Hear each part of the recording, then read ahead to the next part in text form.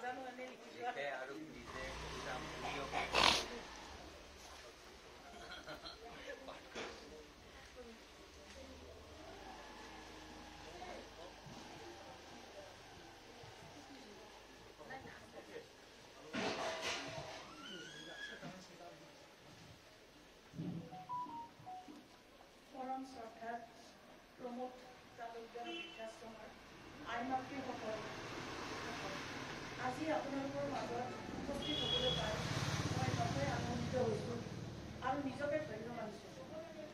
এই সুযোগতে মই আপোনালোকলৈ নতুন বছৰৰ শুভেচ্ছা জনাইছোঁ আৰু প্ৰণাম জনালোঁ।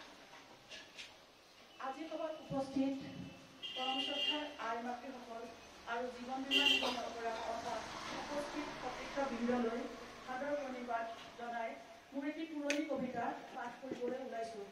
কবিতাটো মাতৃৰ ওপৰত লিখা আছিল, আইক লৈ লিখা।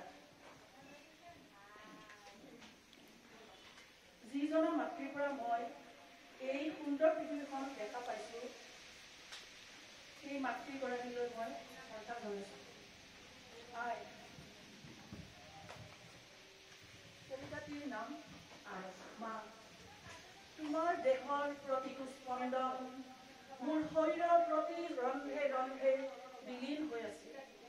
সেই ৰক্ত চিত্ৰত অন্তৰ্নিহিত শক্তি, তোমাৰ কৰুণতা, তোমাৰ বিশালতা, তোমাৰ সহিষ্ণুতা।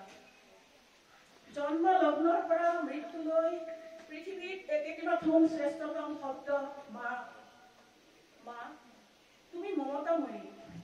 তোমাৰ স্নেহতে উৎফুল্লিত আমাৰ মন। সাগৰৰ গভীৰতাৰ দৰে তোমাৰ হৃদয়, স্নিগ্ধ জোনাকৰ দৰে তোমাৰ মৰম। মা, তোমাৰ প্ৰতিবিন্দু উষ্ণ তেজত প্ৰতিপালিত হৈ ৰণুৱা ঘোঁৰাৰ দৰে যুদ্ধক্ষেত্ৰত আগবাঢ়ি যাওঁ। মা, তোমাৰ পদধূলি শিৰত তুলি লৈ সংসাৰ সাগৰত ব্ৰতী হওঁ। মা, তোমাৰ অসমীয়া মাতত পাওঁ এক স্বৰ্গীয় আনন্দ।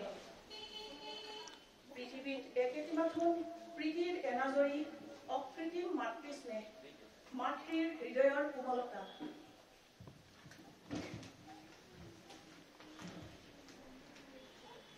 মা, তুমি বটবৃক্ষ সৰ্বত্ৰে ৰক্ষা কৰা। মা, তুমিয়েই শিকালা প্ৰেম মমতা। মা, তুমি মমতাময়ী। তুমি মহান, স্বৰ্গতকৈ উপমা। তুমি ত্যাগৰ প্ৰতি বুজিব নোৱাৰো তোমাৰ উদ্যান। তুমি অনন্য, তোমাক জনাম সশ্ৰদ্ধ প্ৰণাম। তোমাক জনাম সশ্ৰদ্ধ প্ৰণাম।